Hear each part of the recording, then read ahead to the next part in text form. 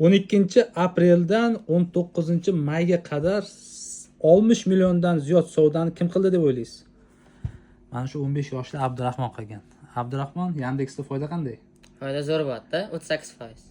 38 bo'lsa, bu 20 milliondan ko'proq sof foyda ko'rgan. Bu hozir faqat Toshkent shahrining o'zida shunaqa savdo. Ertaga Yandex Market viloyatlarga ochiladigan bo'lsa, tasavvur qiling qanchalik katta savdo bo'ladi. Abdurahmon bundan tashqari Uzumda ham savdo qiladi. Uzumda savdong qanaqa? 70 million. 70 million. Do'kon nomi Qirra aytsam bo'ladimi? Qirra kirib bemalol tekshirib, analitika ma'lumotlardan ko'rishingiz mumkin.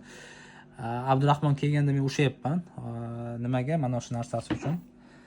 Bolalar ozgina pul topsa, darrov shunaqa keraksiz ashqal-dashqallar oladi. Senga nima kerak bu? Ishga kompyuter kerak, narsa kerak.